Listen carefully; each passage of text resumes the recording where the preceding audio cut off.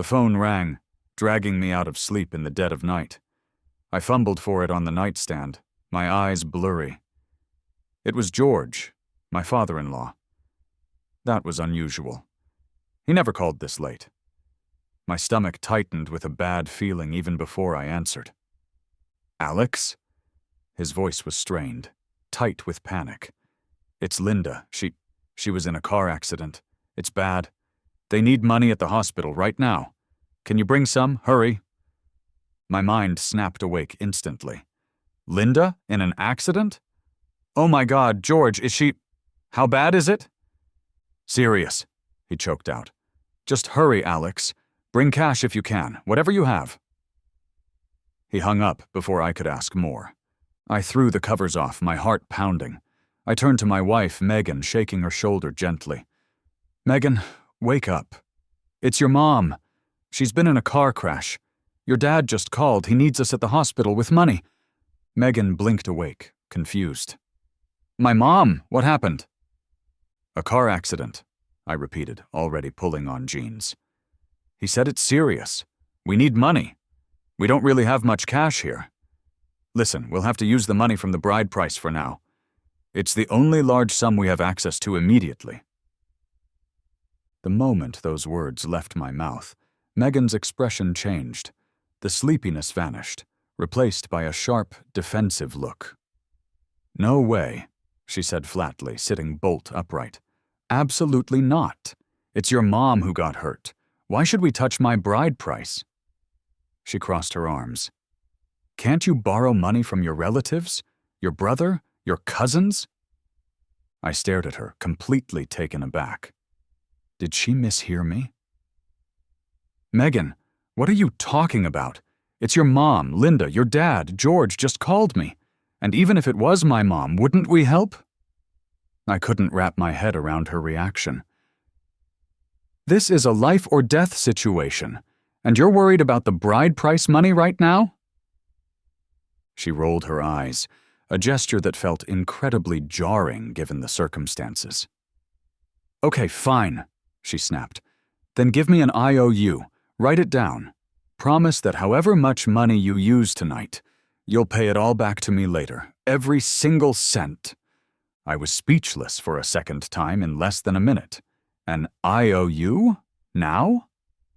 The bride price was money my family had given her family as part of our marriage customs, and now it was needed to potentially save her own mother's life. Why on earth would I need to promise to pay her back for using it to help her mother? It made no sense. Megan saw the disbelief on my face, and her expression turned stubborn, almost mulish. She ignored the fact that time was critical, that George was waiting, that Linda was hurt. She got out of bed, marched into the study, and came back with a sheet of paper and a pen. She shoved them towards me, her face deadly serious. "Write it," she insisted firmly. "Write down that you, Alex, are borrowing my money today to pay for her hospital treatment, and you promise to return it in full. Sign it." I felt a wave of frustration wash over me, mixed with a growing unease. "Megan, stop this," I said, trying to keep my voice level but feeling the strain. "She's our mom. Linda is your mother. Can't we just deal with this emergency first and worry about money later? This is ridiculous." Megan cut me off sharply, her voice rising in agitation. "Don't you call it ridiculous. Can you stop making a scene? That bride price your family gave is my financial security. It's my money now. Something happens, and the first thing you think of is dipping into my security fund? What if you never pay me back? What happens then? If you really cared about me, if you really respected my security, you'd try borrowing from someone else first. You wouldn't just jump straight to taking my money." I genuinely couldn't follow her logic.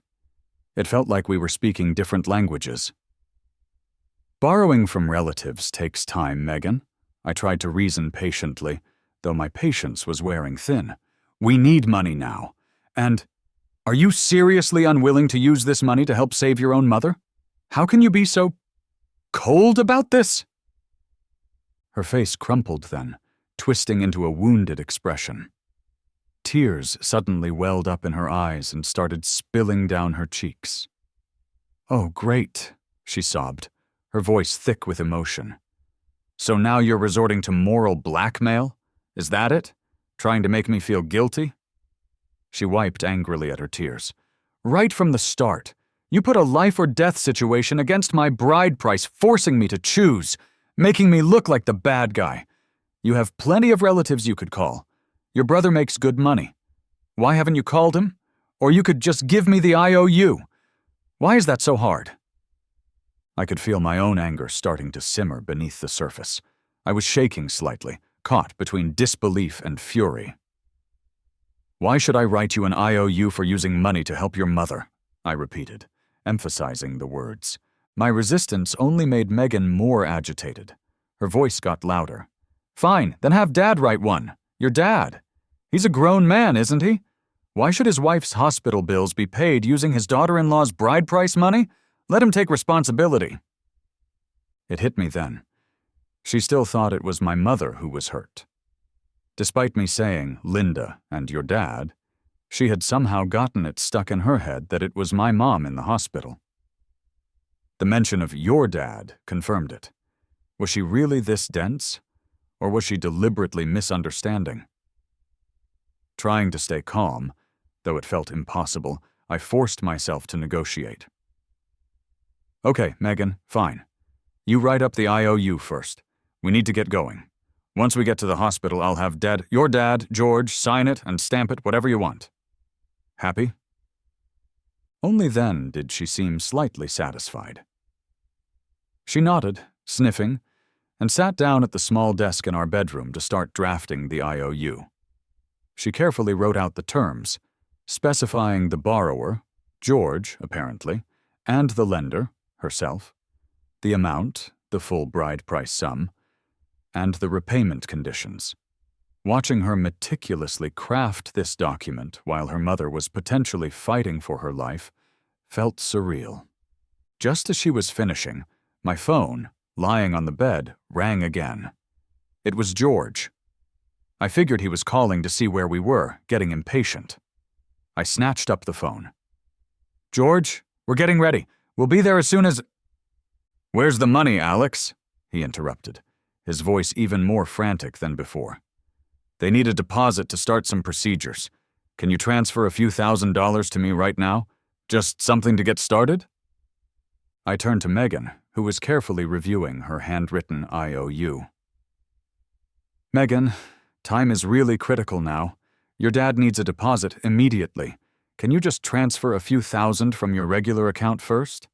I know you have some savings aside from the bride price, right? We can sort the IOU for the rest later. She looked up, instantly suspicious again. Absolutely not, she said sharply. I'm not transferring a single cent until this IOU is signed. What if he decides not to sign it later? What if he doesn't pay me back? No deal! George must have heard her voice, maybe even her words, because he went silent at the other end for a moment. Then he asked, his voice filled with disbelief. Is that Megan talking? Pay me back? Pay her back for what? What is she talking about? I sighed, feeling cornered. I answered honestly, hoping he wouldn't explode. Dad, I said, trying to keep my voice calm. Try not to get mad. She's writing up an IOU right now. She's worried you won't pay her back afterward for using the bride price money. There was another stunned silence. Then George's voice came back, incredulous. She's writing an IOU at a time like this? For her own mother? I told her you'd sign it when we get there, I explained quickly. She says she won't transfer anything until it's signed. Suddenly, whatever control George had maintained snapped completely. He lost it. His voice trembled, then rose to a shrill, furious shout that crackled through the phone. She's a heartless beast, an absolute beast. He was so loud that Megan, even across the room, heard him clearly. Her head snapped up, her eyes flashing with anger. She stopped writing, stormed over, snatched the phone right out of my hand, and put it to her own ear. Who are you calling a beast? She roared into the phone, her face contorted with rage. You shameless old fool. Can't even afford your own wife's hospital bill, and now you're cursing at me, calling me names? Fine. I'm not lending you anything now, not a penny. Before I could react, before George could even respond, she threw my phone violently down onto the hardwood floor.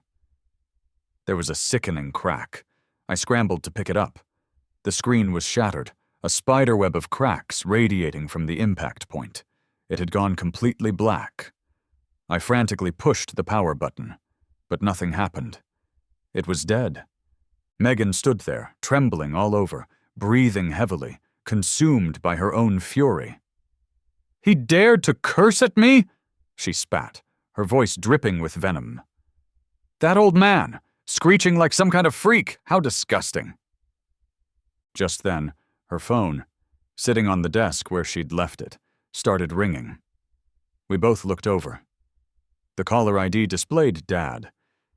It was the same label I used for George in my own contacts, and apparently she used the same label for her father in hers.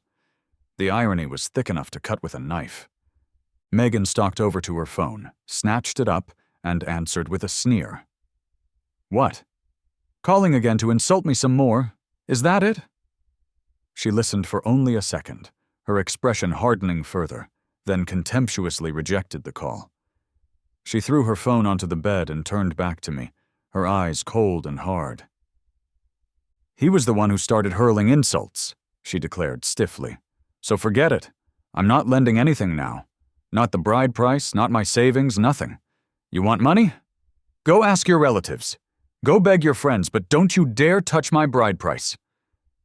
I felt a wave of despair wash over me. This was spiraling out of control.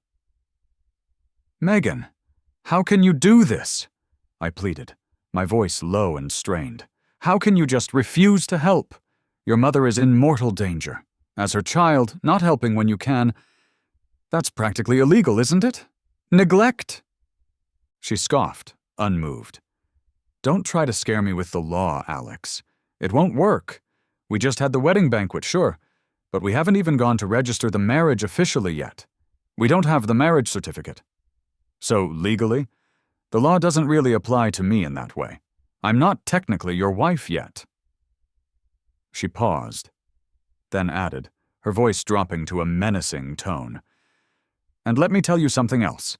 If you push me too far on this, I'll break up with you right now, right here. And I'm keeping the bride price, too. Try and get it back then." I gasped, staring at her. Could she really be this calculating? This cruel?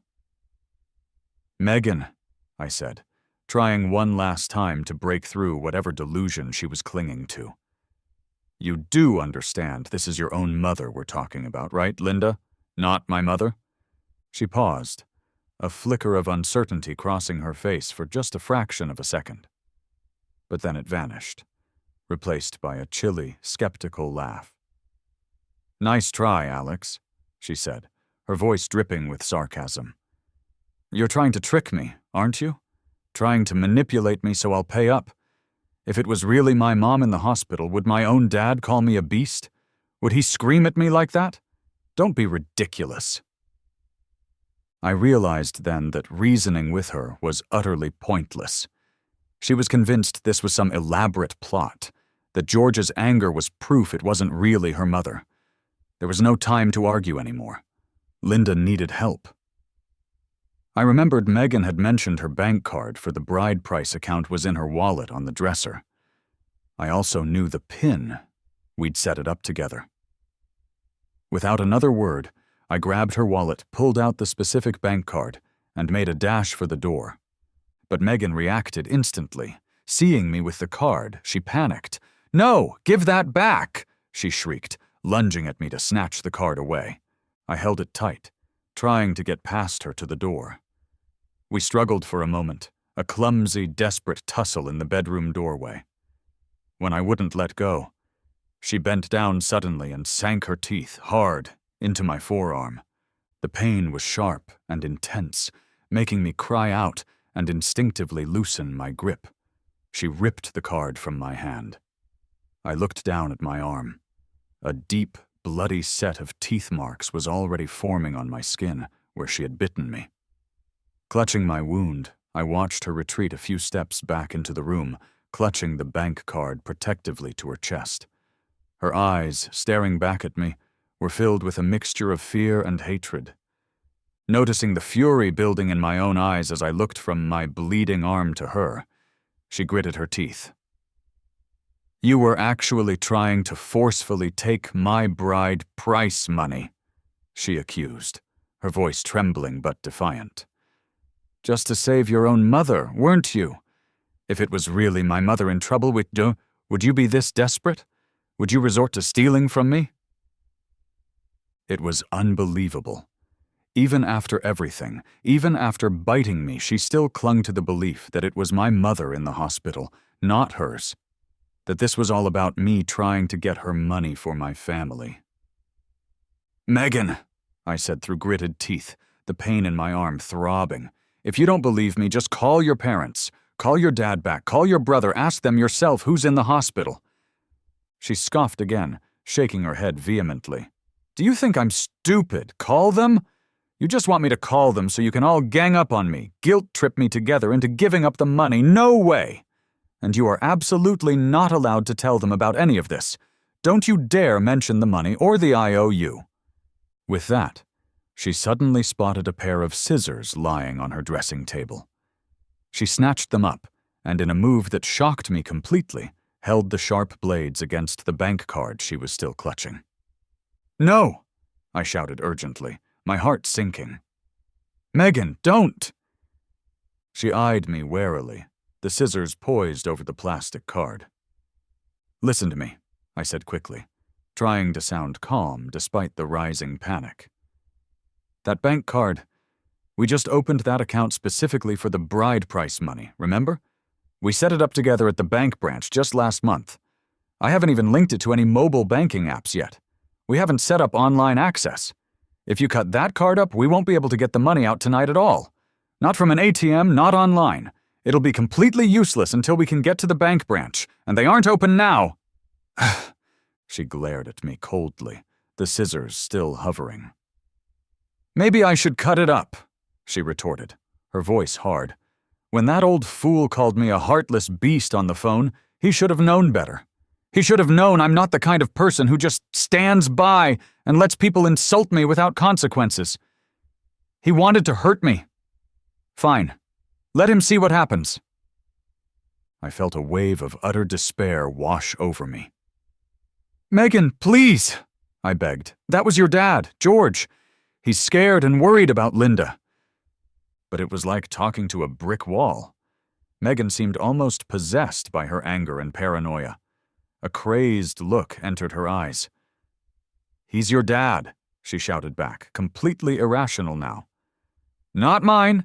He's just a shameless old man who can't even pay his own wife's medical bills and then takes it out on me, calling me names. And you? You're just as bad. You're both scheming together, trying to cheat me out of my bride price money." She truly believed it, and she was determined to act on that belief.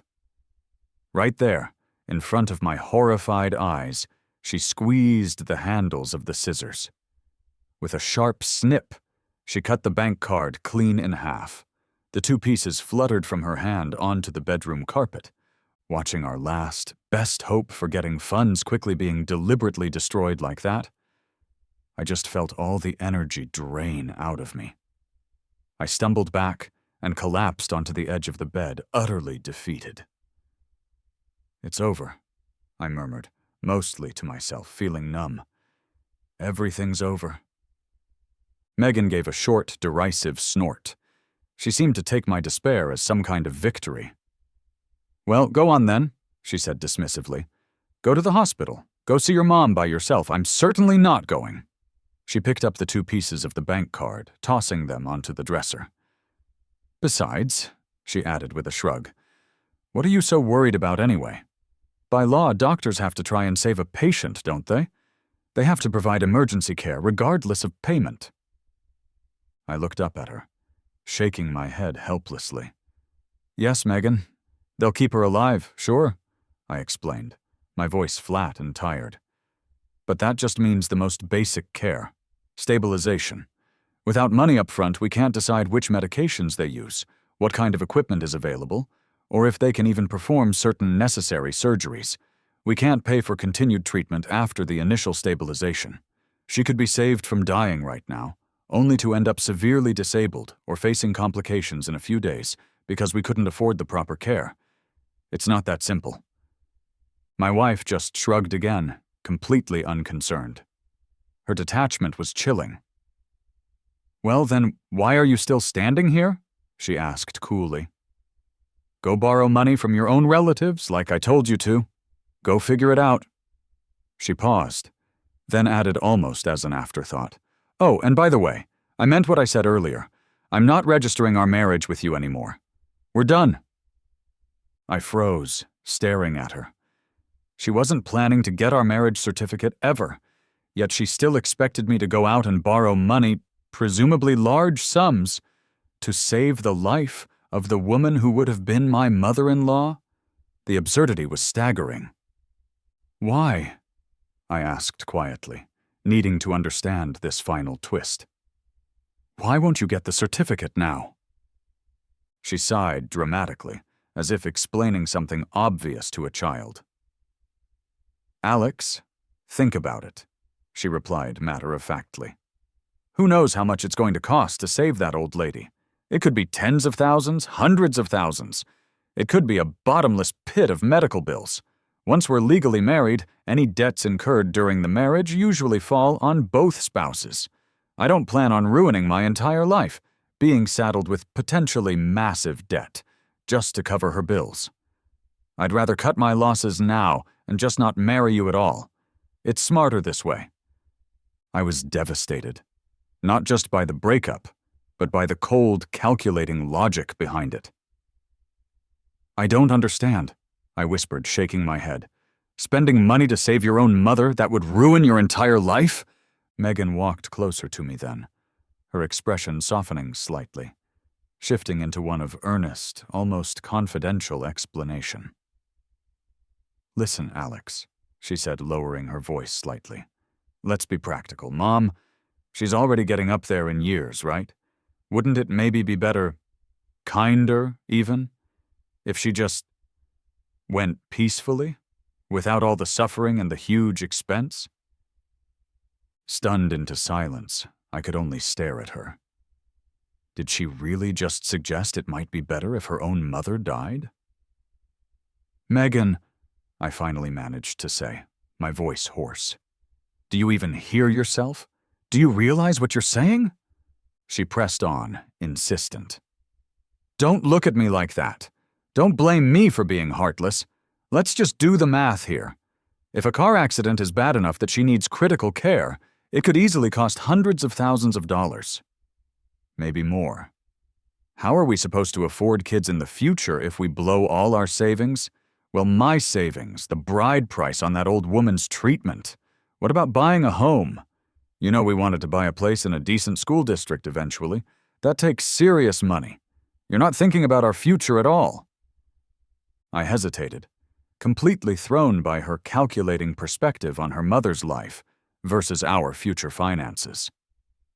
What finally pushed me over the edge, extinguishing any lingering trace of affection or understanding I might have had, was the next thing she said. She looked me straight in the eye, her expression deadly serious. "Let's be completely honest, Alex. If the medical bills for her treatment end up going over, say, $300,000, I'm divorcing you anyway, even if we did get married. In fact," she added, her tone hardening again, "since we haven't actually registered the marriage yet, we can just break it off right now. Officially. No divorce needed." Her words hit me like a physical blow. Spending a fortune, potentially bankrupting myself by borrowing to save my mother-in-law, only to end up divorced, or, in this case, simply dumped, immediately afterward. I'd be left with nothing but massive debt and no family. What would be the point? What would I have left? Just then, her phone buzzed again on the bed. It buzzed repeatedly. Apparently, George, unable to reach her by calling after she rejected him, had started sending text messages.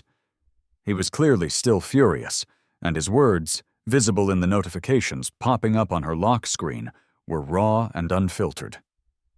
"You ungrateful wretch," one notification read. "You just got $300,000 in bride price money, yet you refuse to use it to save your own mom." Another popped up immediately after. "You're worse than a pig or a dog, an absolute beast. And I'm supposed to sign an IOU for my own wife's treatment? Are you insane?" A third followed. "Transfer the money right now, Megan, or I swear to God I'll come over there and deal with you myself." Megan glanced at the notifications piling up, a flicker of something, maybe fear, crossing her face.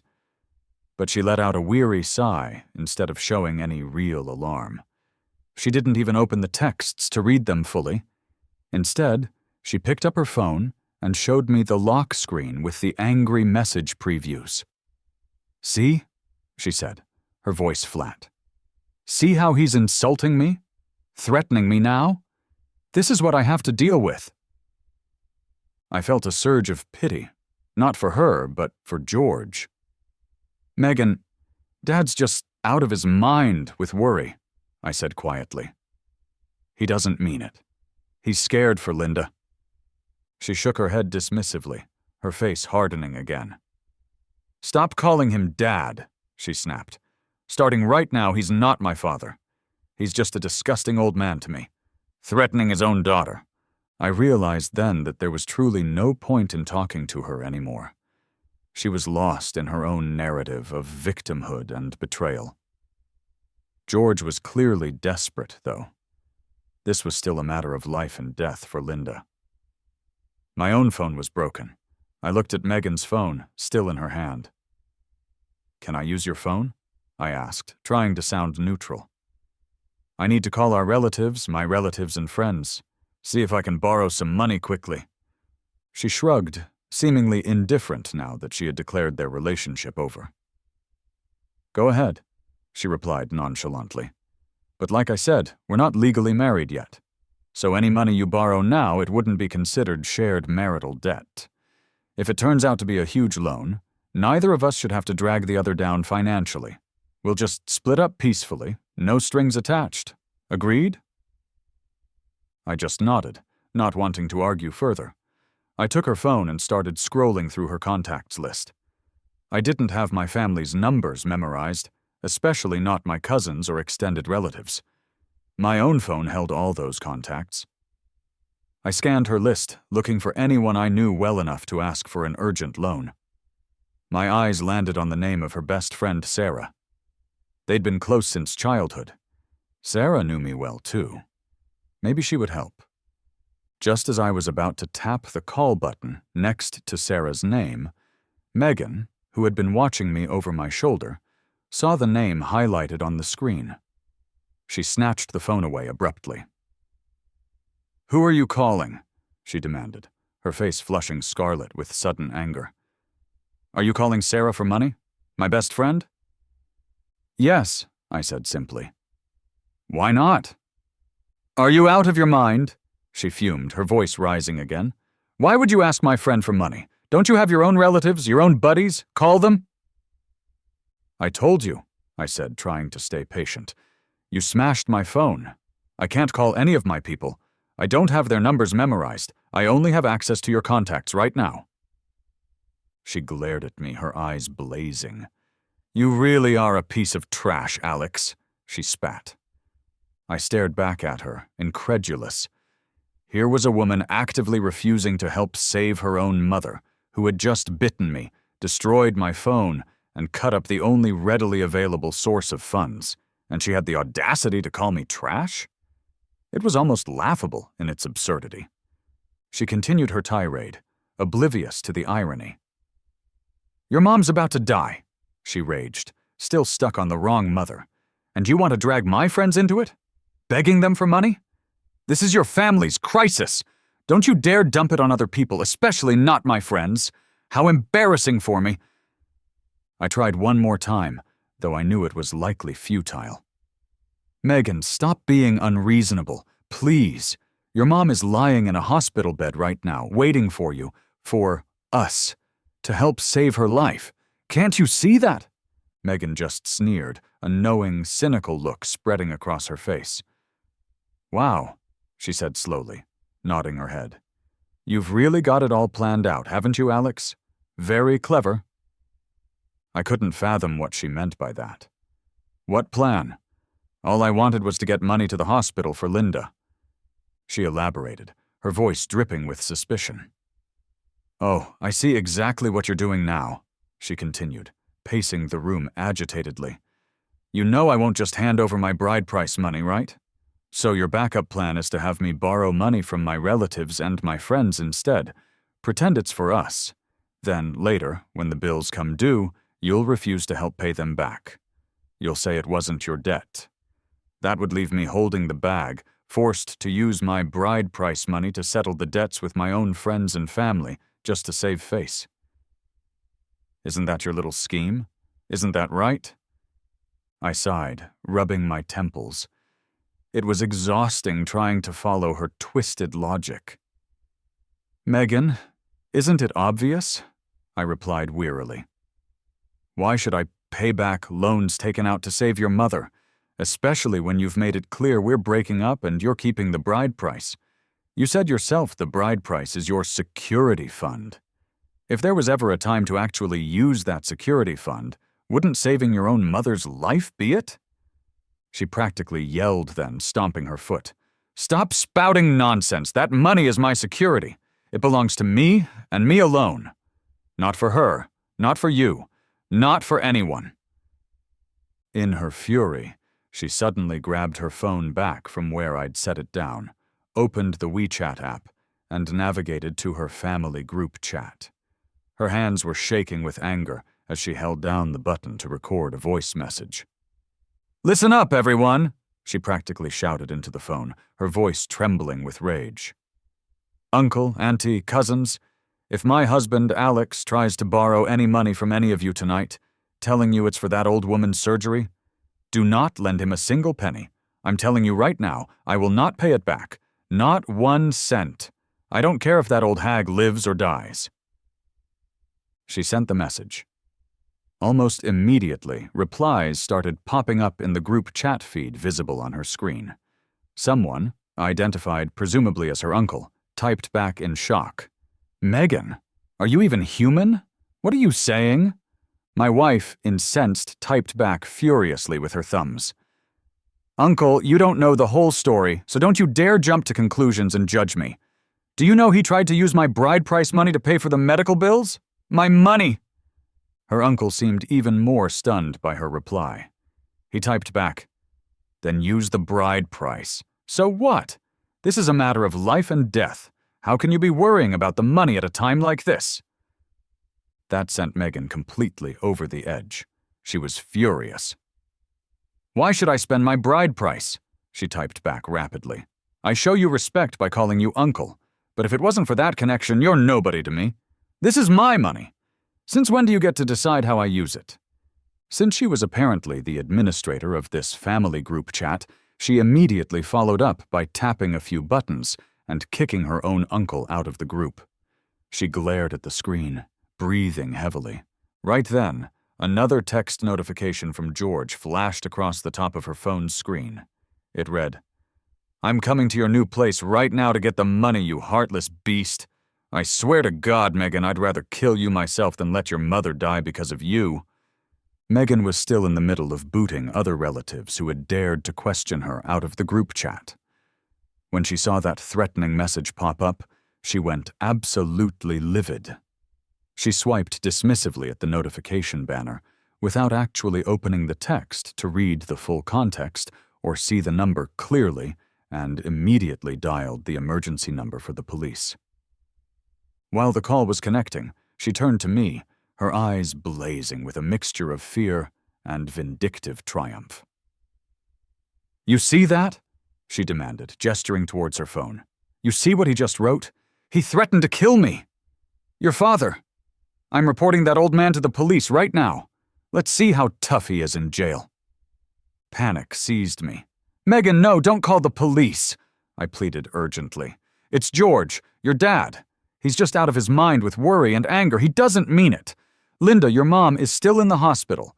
If you get him arrested right now, who's going to be there for her? Who's going to make decisions, handle things?"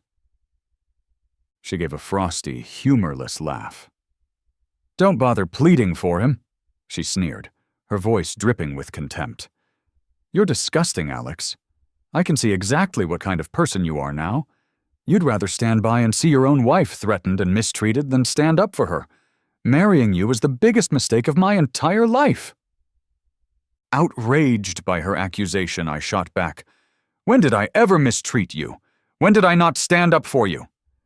She practically growled, ticking points off on her fingers. "First, you tried to take my bride price money. Then, you wanted me to borrow money from my relatives and friends, basically forcing me to use my bride price to pay it back later. Now, I'm getting death threats from your father, and you don't even want me to call the police for protection? Haven't I been through enough tonight because of you and your family?" Her voice rose with each accusation, spit flying from her mouth onto my face in her fury. At that exact moment, the police call connected. "Hello?" she said quickly into the phone, her tone shifting instantly to one of a frightened victim. "Yes, I'd like to report a threat. Someone just sent me a message saying he's coming to my home right now to kill me. Please send officers right away." She calmly gave them our address. The operator on the other end told her that officers had been dispatched and advised her to lock her doors and stay safe until they arrived. Megan hung up the phone and turned to me with a chillingly smug sneer. "I'm not locking anything," she declared coldly. "I want him to come. I want him to pay for threatening me." Shocked by her vindictiveness, I asked, "What are you planning to do, Megan?" She answered without hesitation, her eyes gleaming with malice. "Didn't you see how he just threatened me? He said he'd kill me. I'm going to let that old man come here. I'm going to let him try to hit me. And then when the cops show up and see it happening, I'll get a full medical examination done, document the injuries, and send him straight to prison for assault and making threats. That'll teach him." I stared at her in utter disbelief. This was beyond anything I could have imagined. "You're out of your mind," I whispered, horrified. "You actually want to send our dad, your dad, to jail?" She became even more agitated, shouting right in my face now. "You're the one who's crazy! Didn't I tell you to stop calling him our dad? He is not my father, not anymore. He's been cursing me, threatening me, and you still won't take my side. I regret ever agreeing to marry you. I told you I'll never register our marriage now, and I'm not returning 1 cent of the bride price. If you don't like it, you can go sue me in court. See if I care." I stared at this hysterical, hate-filled woman standing in front of me, and I couldn't believe this was the same person I had planned to spend my life with. And yet, amidst the horror and disgust, a strange, unsettling sense of relief washed over me. Relief that it wasn't my own mother lying in that hospital bed tonight. If Megan could behave like this towards her own parents, I could only imagine how much worse things might have been if the roles were reversed. I gritted my teeth, making a decision. "Fine," I said, my voice low and firm. "First thing tomorrow morning, I'm filing with the court. I'll get an order to freeze that bride price account until you agree to pay it all back." Megan just gave a cold, dismissive laugh. "That's hilarious, Alex," she mocked. "Sure, go ahead. Go freeze the account. Meanwhile, your dear old lady is lying there in the hospital needing money. Your entire family's only hope for paying her bills will be locked up tight in a frozen account. Oh, I can't wait to see that happen. That's priceless." I couldn't understand what she found so funny about the potential suffering of the woman she thought was my mother, but after everything that had happened tonight, I had seen her true colors. There was no doubt in my mind anymore. I was absolutely determined not to marry such a person, and I certainly wasn't going to shoulder any debts incurred trying to save her mother, especially after Megan herself had drawn such a clear line. Fortunately, I remembered the lawyer we had used just a few months ago. When we were preparing for the wedding, Megan had insisted, forced me, really, to sign a prenuptial agreement. She had even hired a lawyer to draft it and act as a third-party witness. According to that agreement, If we got legally married, all of her assets, including the bride price, would remain solely hers, while half of my property, including the apartment I owned before we met, would become hers. It was incredibly one-sided, but I had agreed at the time, wanting to make her happy. Remembering that lawyer, I grabbed Megan's phone again. She didn't try to stop me this time, probably thinking I was calling relatives again. I quickly found the lawyer's number in her contacts and dialed it. "Hello?" the lawyer answered groggily. It was, after all, the middle of the night. "Hi, it's Alex," I said quickly. "Sorry to call so late. You handled that prenuptial agreement for Megan and me a few months back?" "Ah, yes, Alex, I remember." "Is everything all right?" "Not exactly," I replied grimly. "Things have changed drastically. I need your help urgently.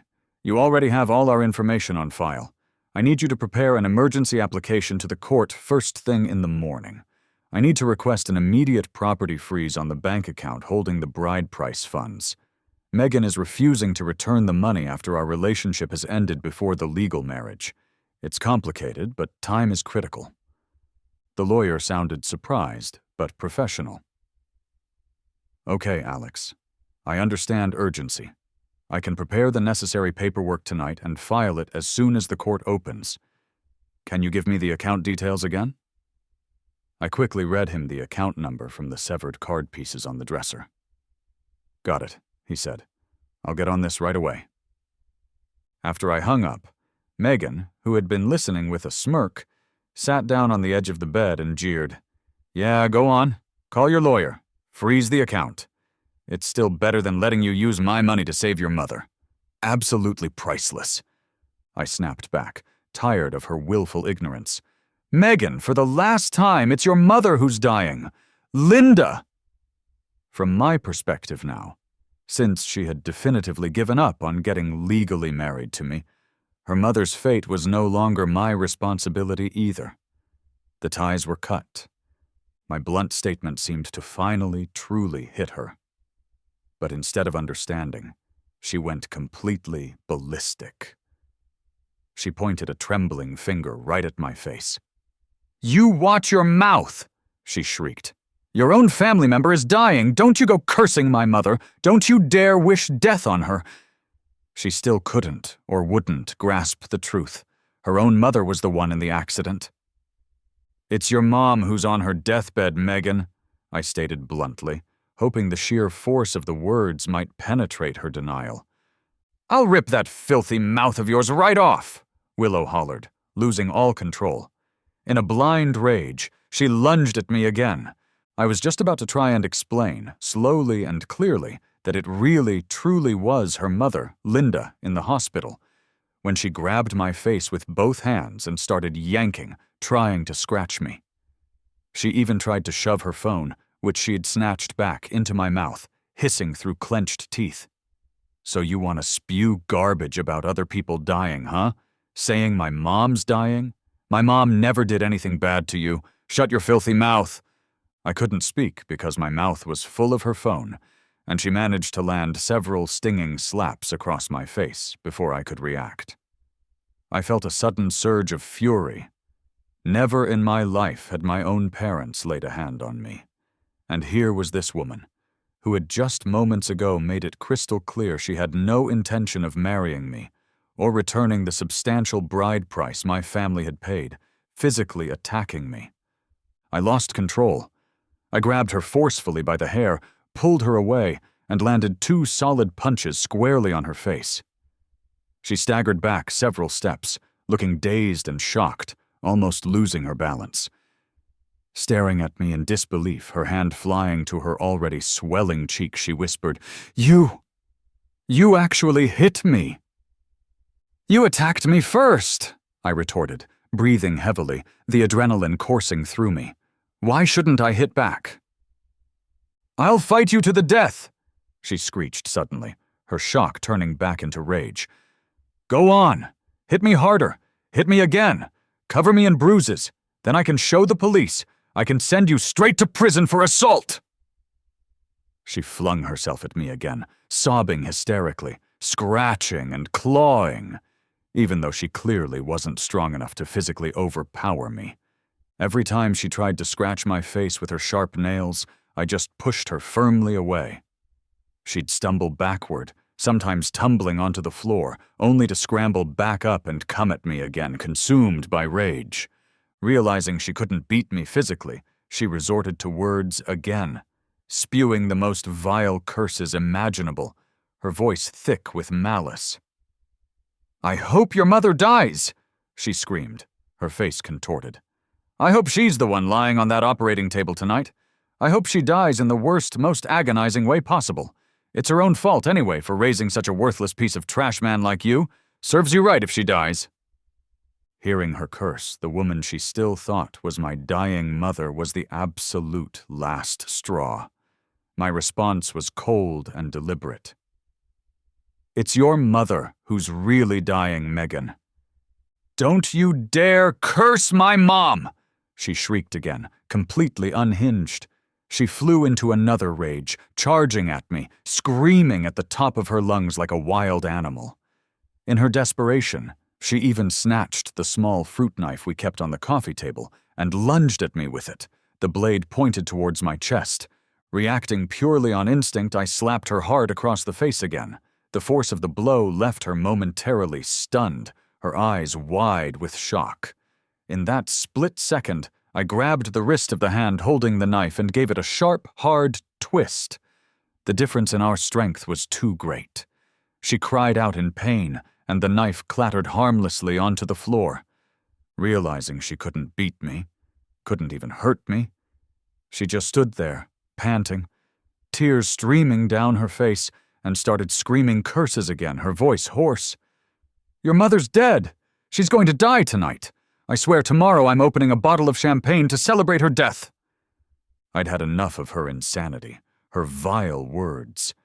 I grabbed her roughly by the back of the head, dragged her resisting form into the kitchen, and shoved her face down into the stainless steel sink.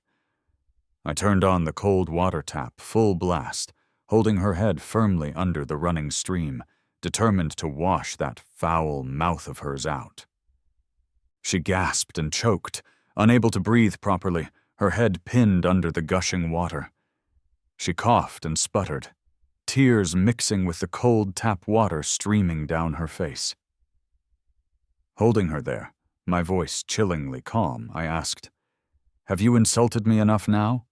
Have you cursed my family enough? Do you finally realize that the selfish one here isn't me? It's you, Megan, even if it really were my mother in that hospital bed tonight. Real spouses, real partners, they help each other's parents without hesitation. They support each other. That's what family does." She managed to spit out a mouthful of water and glared up at me, her eyes filled with defiance even as she struggled for air. "You're the selfish one," she choked out. "If my mom were in the hospital right now, I'd never demand money from you. I wouldn't drag your family down with debt. I wouldn't burden you." I frowned, pulling her head up slightly so she could breathe. "Do you honestly expect me to believe that, Megan? After everything you've done tonight?" Her agitation only increased. "It's true," she insisted vehemently. "True spouses don't burden each other like this. You're the selfish monster here. You only care about grabbing my money. If today it had been my mom in that accident instead of yours, I would have thought about you, about our future. But you haven't thought about me at all. You only care about saving your mother at my expense." I nodded slowly, letting go of her head. She scrambled back, coughing and gasping, wiping water from her eyes. "Fine," I said quietly. "Make sure you remember you said that, Megan. Remember it well." Just then, through the kitchen window that overlooked the parking area of our apartment complex, I noticed the headlights of a familiar car pulling into a spot right underneath our window. It was George's car. Her father had arrived. At the sight of it, Megan, despite her drenched hair and tear-streaked face, immediately seemed to find a new surge of energy, fueled by misplaced confidence. "You're finished now, Alex," she shouted, pointing a trembling finger at me. "My dad's here! You hit me! You tried to steal my money! You are so done for!" I glanced down and confirmed that it really was George stepping out of the car. He looked absolutely furious, his face grim as he slammed the car door shut. He looked up towards our apartment window, his eyes scanning the building. Spotting movement, Megan immediately ran to the living room window and threw it open. George looked up at her, his teeth gritted visibly even from 2 floors below. "Come down here, Megan," he growled, his voice carrying clearly in the quiet night air. "We need to talk. Now."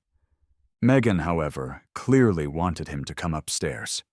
She wanted him to see the damage I had supposedly inflicted, to witness her distress firsthand, and, presumably, to teach me a lesson. She yelled back down, her voice high-pitched and demanding, "No, you come up here, Dad, come up right now." There was no doubt in George's mind, seeing her defiant stance and hearing her tone, that this was an act of provocation, not a plea for help. His face darkened further with anger. He turned abruptly and headed towards the entrance of the building lobby in a hurry. Megan let out a sigh that sounded almost like relief, evidently emboldened by her father's imminent arrival. She shoved past me, heading towards the apartment door, a triumphant, vengeful glint in her eyes. "My dad must have seen what happened in the family group chat," she said through her tears, which had started flowing again, conveniently timed. "He must have realized how you were treating me. So he rushed straight over here because he was worried about me. You're done for now, Alex. He's going to beat you to death for what you did to me." I hadn't expected George to show up quite so quickly. Linda was still in the hospital, supposedly in critical condition. For him to abandon her side, even briefly, to rush over here meant he was beyond furious. Maybe, in a strange way, that was for the best. At least now I wouldn't have to deal with Megan's escalating insanity all by myself. Megan, still completely oblivious to the real reason for her father's fury and the trouble she had brought upon herself, continued towards the door. She seemed determined not to let me off easily, even now. As she moved through the living room, she deliberately started throwing or smashing anything she could easily get her hands on. A vase on the coffee table went crashing to the floor. She kicked over the shoe cabinet by the entrance, sending shoes scattering everywhere. Within seconds, she had turned the already messy room into something resembling a war zone. She was clearly trying to stage a scene, make it look like a violent struggle had taken place, far worse than the reality of our altercation. She even quickly tousled her own drenched hair, messing it up further, trying to make herself look like she'd been brutally beaten. Then she turned back to me, standing by the open doorway, and said with cold finality, "You're done for, Alex. You never should have messed with a girl who has a dad to protect her. I'll make you pay for this." She stepped out of the apartment and then did something truly theatrical. She actually knelt down on the hallway floor just outside our door. I could hear the distinct whirring sound of the elevator ascending. George was on his way up. As the elevator indicator light showed it approaching our floor, Megan started wailing loudly, putting on a heart-wrenching performance of sobs and cries, loud enough for anyone inside the elevator car to hear clearly as it arrived. The elevator doors dinged open, and George stepped out. His face was grim, tight with suppressed rage, his eyes scanning the hallway.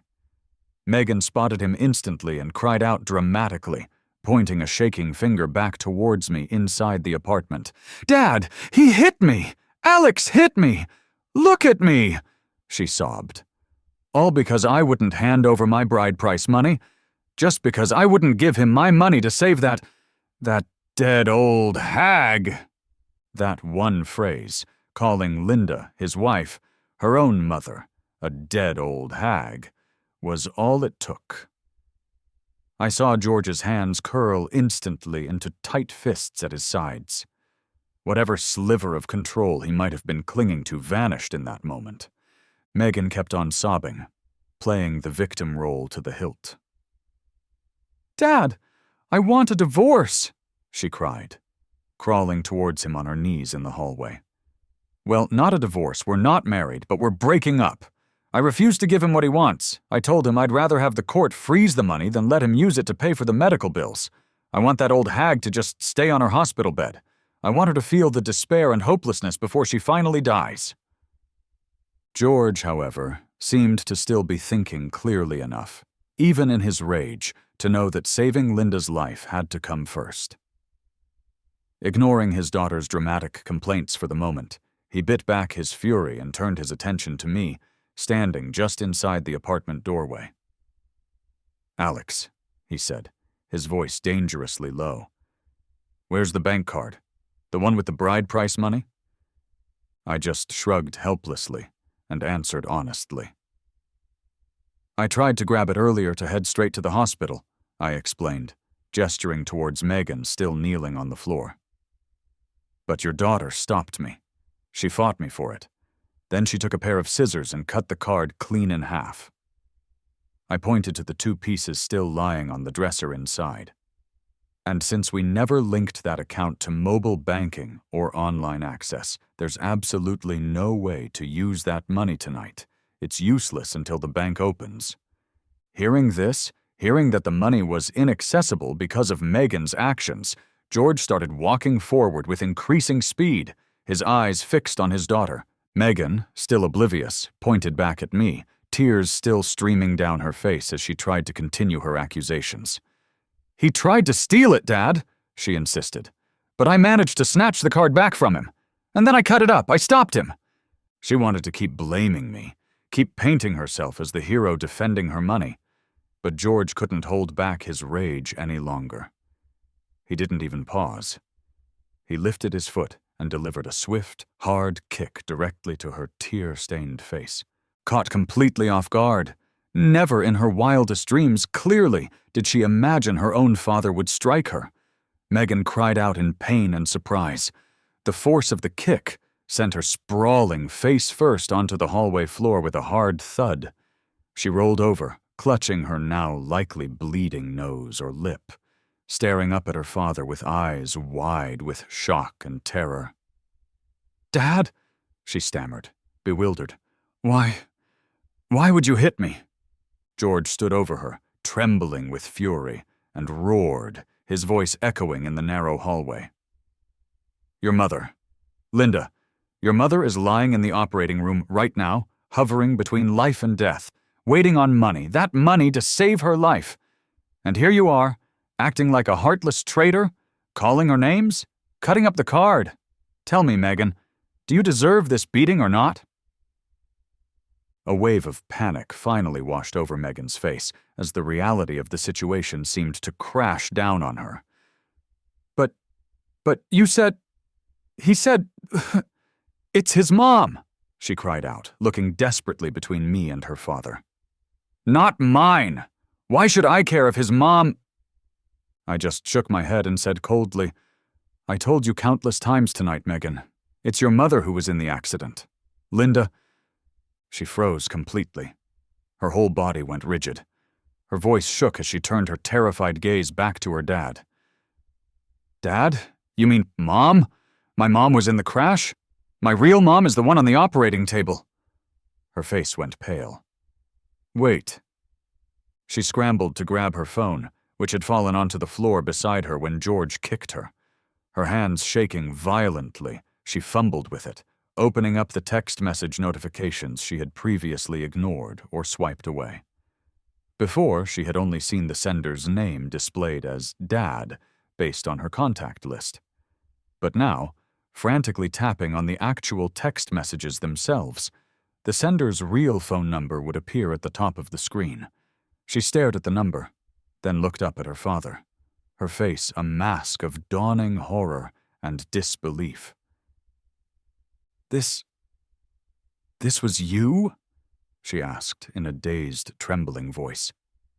"You were the one texting me all along, threatening me?" Her father didn't answer verbally. He simply raised his hand and slapped her hard across the face again. "If it wasn't me, who else would it be? A ghost," he snarled. Covering her stinging cheek, Megan slowly turned her head towards me, her eyes wide with confusion and dawning realization. Sobs started to rack her body. The calls at the beginning, when you put it on speaker, that was my dad too? I just nodded grimly. It was always him, Megan. George, your father. I told you over and over again. George cut me off, still fuming, his attention fixed back on his daughter cowering on the floor. I asked you for money, Megan, he said, his voice thick with anger and pain. Your mother needed it. Why didn't you hand it over? Why did you fight him? Why did you cut up the card? He gestured towards himself. I'm here now, ready to sign any damn IOU you want. So where's the money, Megan? Where is it? She wailed in utter desperation then, the full weight of her actions crashing down on her. I don't have it, she sobbed hysterically. I cut up the card. I didn't know. What do we do now, Dad? Is the bank open? Can we go to the bank?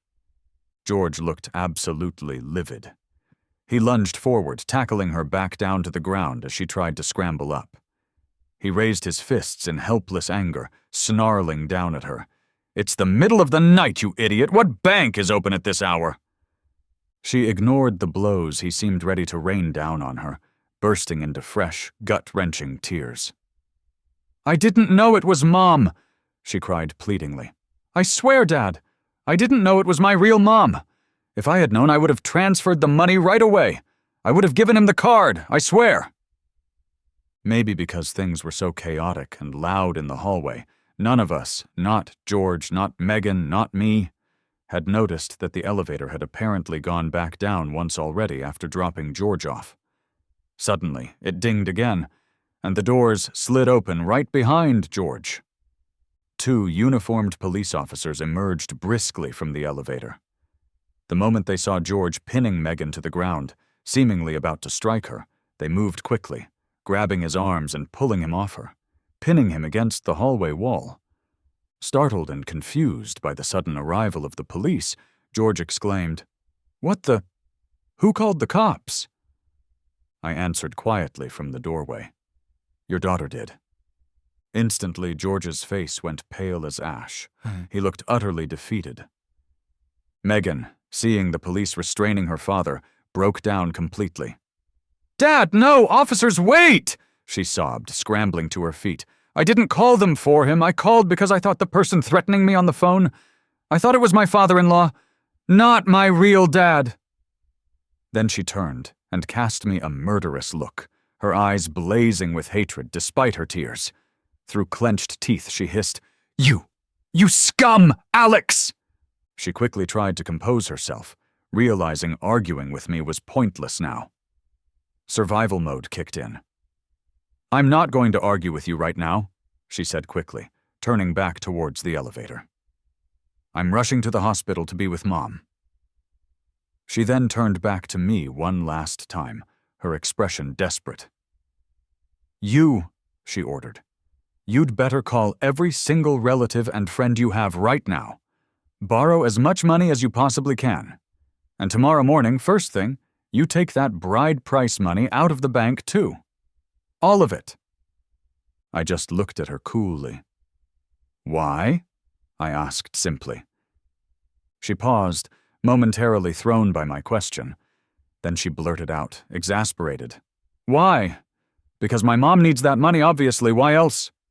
I just shrugged, my voice flat and devoid of emotion.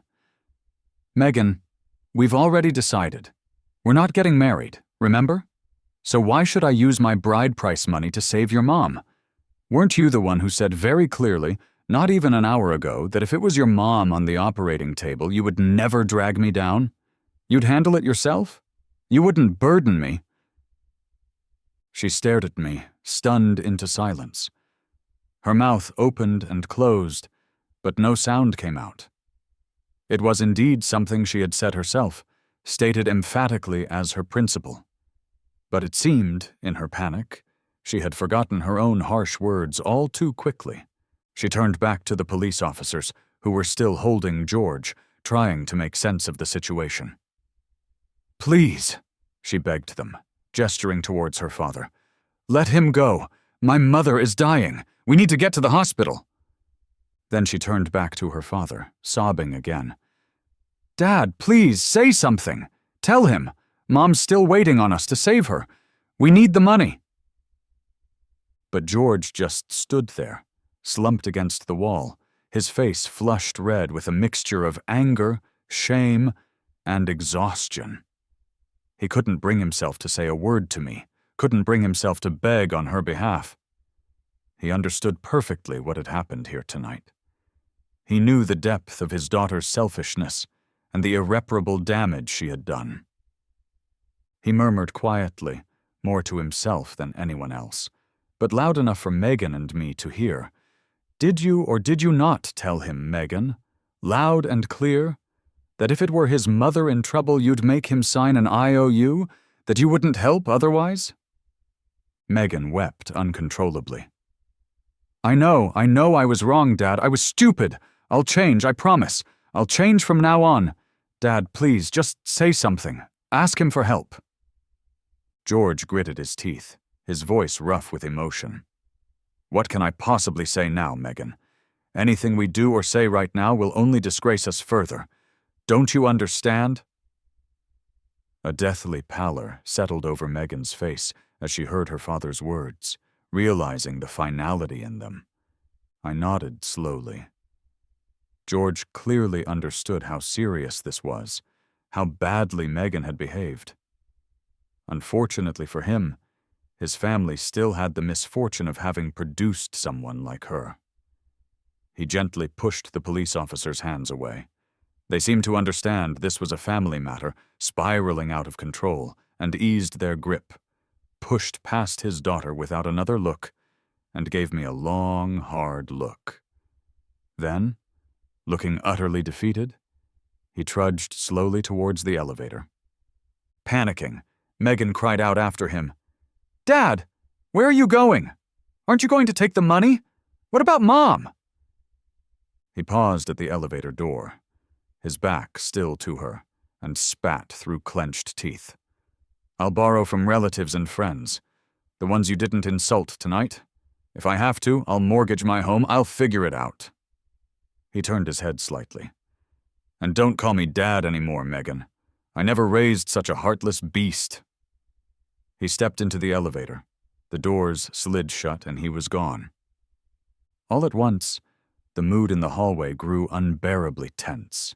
My wife stopped trying to accuse me in front of the police officers, who now looked awkward and unsure of what to do. Instead, she scrambled back to her feet and grabbed desperately onto my arm. "Alex, please," she begged, her voice choked with sobs. "Give me the money, please. Just think of it as a loan. I swear I'll pay you back every penny. My mother's dying, Alex, please." I looked down at her hand clutching my arm, then met her desperate eyes. I asked coldly, "So, my mother's life doesn't matter? Is that it?" She fell apart completely then, her face crumpling. "You're a man, Alex," she pleaded.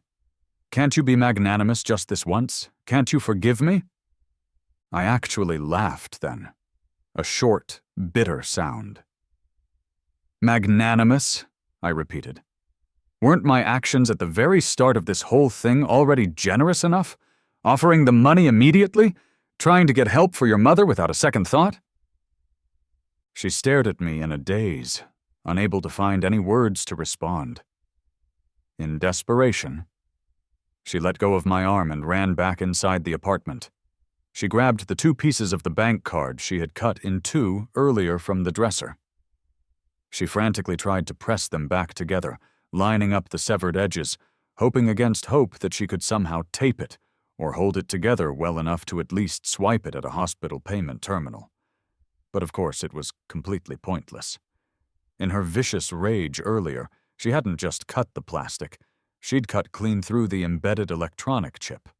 The card was irrevocably destroyed. The only money she had any access to now was the small sum in her personal savings account. Maybe 20,000 yuan total, accessible through her regular debit card or mobile banking. For an urgent, complex surgery and critical care, that amount was a mere drop in the ocean. It wouldn't even cover the initial deposit George had mentioned needing. Realizing this, realizing the full extent of her self-inflicted disaster, she dashed back out of the apartment, sobbing uncontrollably, and ran towards the remaining elevator, presumably heading to the hospital with the pittance she had, leaving me and the bewildered police officers behind. The hospital, as I'd told her, would likely handle the bare minimum emergency procedures to keep Linda alive for the moment, stabilizing her. But any better equipment, more effective medications, necessary surgeries, or any longer-term treatment required to ensure a real recovery, all of that would cost real money. Money Megan had just insured was completely out of reach for the crucial immediate hours. It was like someone having a severe heart attack being taken to the hospital. They'd stabilize him, sure, but there was no way the hospital itself was going to pay out of its own pocket for an expensive artificial heart or complex bypass surgery without guaranteed payment. Linda's immediate survival might be secured, but her long-term prognosis, thanks to Megan, was now terrifyingly uncertain. With the apartment now looking like a disaster zone, only the police officers and I remained.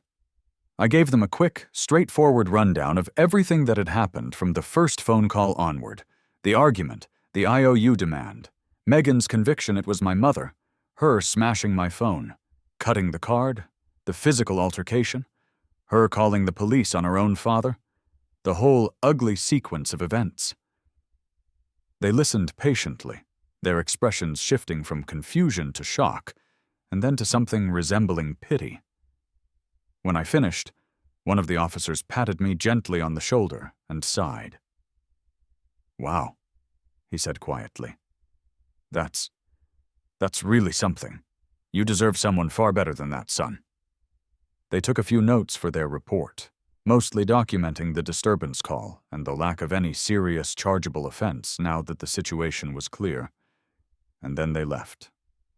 Left alone in the wrecked apartment, I started tidying up, mechanically picking up broken shards of the vase, straightening furniture, gathering the scattered shoes. Then I called a 24-hour locksmith service. I had him come over immediately and change the locks on the apartment door. I also gathered all of Megan's belongings, clothes, toiletries, personal items, packed them into a few suitcases and bags she owned, and placed them neatly outside the apartment door in the hallway. According to the prenuptial agreement she had forced me to sign, if we had actually gotten legally married, half of my apartment would have automatically become hers. But since we never finalized the marriage certificate, and she had explicitly declared tonight that she never would, she no longer had any legal right to set foot in this place. It was my property, solely mine.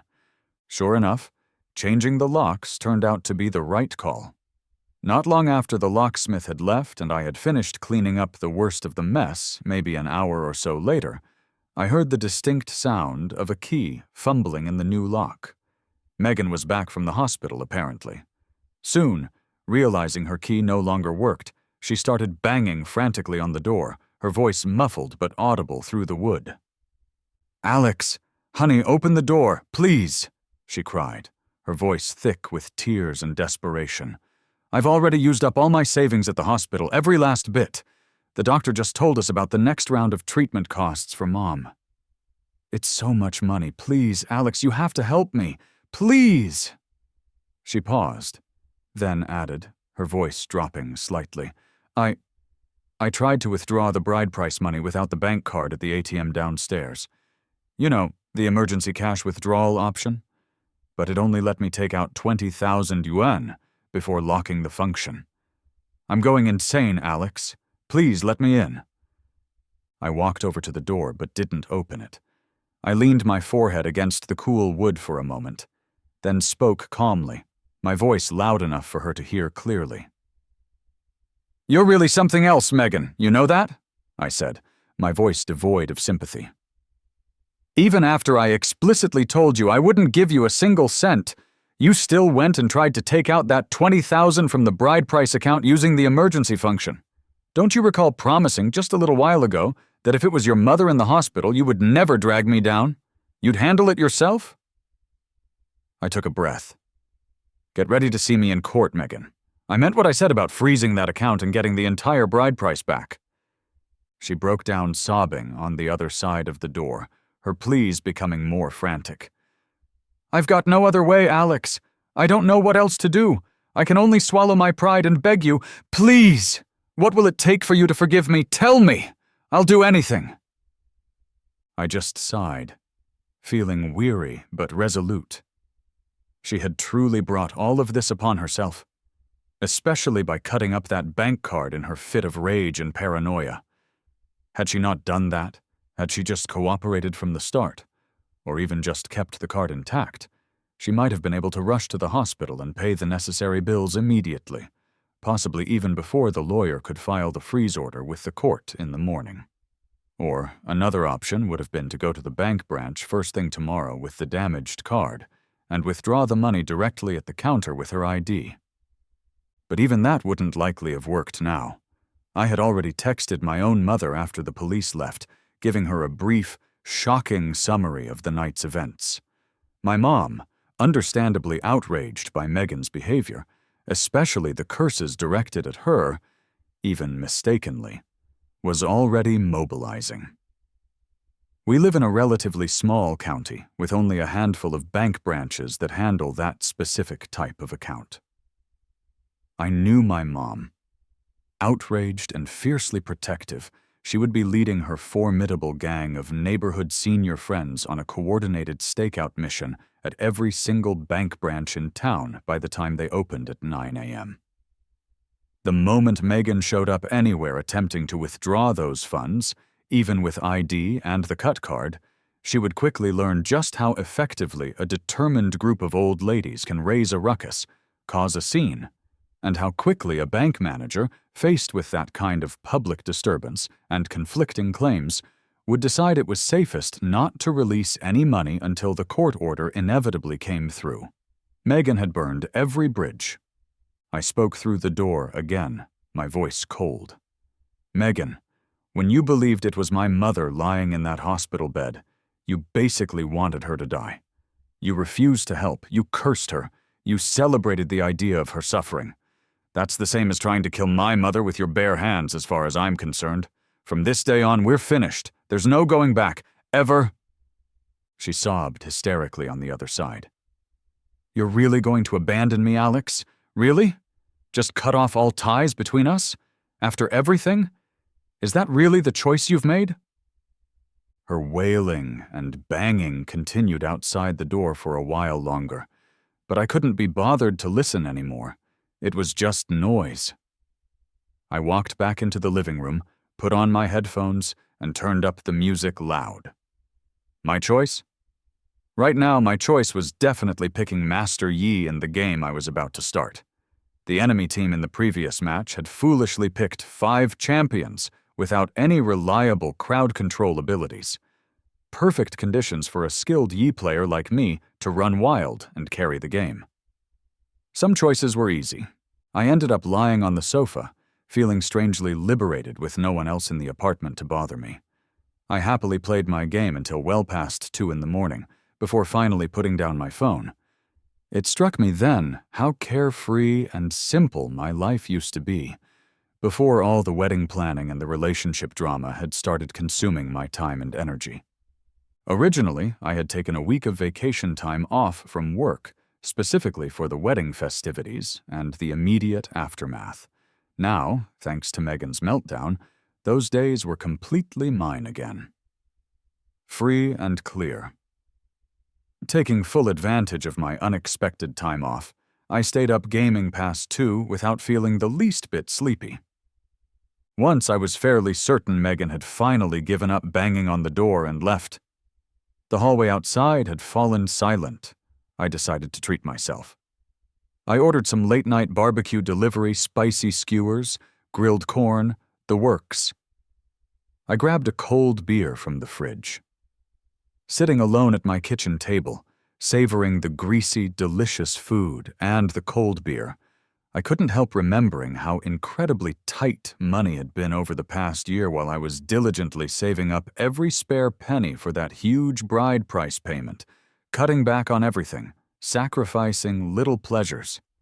Yet here I was now, unexpectedly free, comfortably spending money on games and late-night barbecue without a second thought. It almost felt like fate, in a bizarre and painful way, had given me a second chance, a way out I hadn't even known I needed. Although I was surprisingly comfortable, feeling a strange mix of relief and exhaustion, Megan, as I later found out, was having an absolutely miserable time. After getting kicked out of the apartment, she apparently had nowhere else to go in the middle of the night. She had kicked her own uncle out of the family group chat earlier, in a fit of pique. Now, desperate for money and support, she had to go crawling back to him, begging him for help.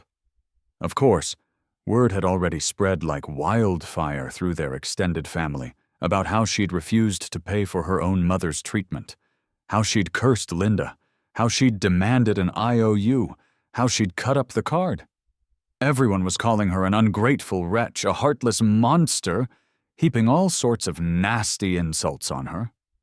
She tried desperately to explain herself, tried to claim she thought it was my mother all along, but it was pointless. Once she told her side of the story, people only learned the damning truth. Believing it was my mother who needed urgent medical care, she had still clung fiercely to her bride price money like a lifeline, refusing to help, prioritizing the cash over a human life, even if she thought it was mine. Her reputation within her own family and community was utterly ruined, likely beyond repair. By the next morning, just as planned, my lawyer had helped me file the lawsuit with the court. Given the clear urgency of the situation and the evidence I provided, including my testimony about her statements and actions, the broken phone, the cut card, and even the bite mark on my arm, the court moved swiftly and issued an order freezing the bank account containing the bride price funds later that same day. To save Linda, George had no other immediate choice. He ended up having to put his house, the family home, up for sale on an emergency basis to secure a quick loan against its value. He managed to get enough money together to cover Linda's ongoing treatment in the end. She survived, thankfully, though her recovery was long and difficult. The funniest, or perhaps saddest, part of the aftermath was what happened when Linda was finally conscious and lucid enough to understand things. George, heartbroken and ashamed, told her the whole story, what Megan had done, how she had refused to help, the things she had said. Upon finding out how her own daughter had behaved, how Megan had prioritized money over her life and even cursed her, Linda's blood pressure apparently shot through the roof again, nearly causing another medical crisis. Furious and deeply hurt, she kicked Megan out of her hospital room when she finally came to visit, screaming that she had disgraced the entire family and that she never wanted to see her face again. The court proceedings regarding the return of the bride price went surprisingly smoothly a few weeks later. The judge, after hearing the full backstory, my testimony, George's reluctant confirmation of the events, the evidence of the frozen account, and Megan's feeble attempts to justify her actions, clearly formed a very negative impression of her. Judges are human, after all, and a story like this, involving blatant selfishness towards one's own critically ill mother, doesn't exactly engender sympathy.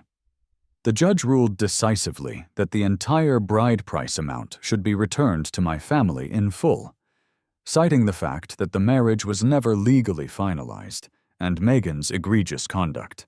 By the time I saw Megan again in person at the courthouse for the final ruling, she looked drastically different. It was as if she had aged 12 years in just a few short weeks. She was pale, thin, her eyes haunted and dull. After the judge made the decision official, she approached me outside the courtroom, sobbing quietly. "Now nobody wants me anymore," she wept, looking utterly broken. "My family hates me. My friends avoid me. Everyone in town looks down on me, whispers about me. Are you satisfied now, Alex? Is this what you wanted?" Her eyes suddenly flashed with a spark of the old suspicion and resentment. "I know you did this on purpose," she accused, her voice trembling. "You planned this. You deliberately ruined my reputation, made me into a pariah, so that if I ever wanted to try and get back together with you, you could demand a free marriage. Force me to marry you with no bride price at all.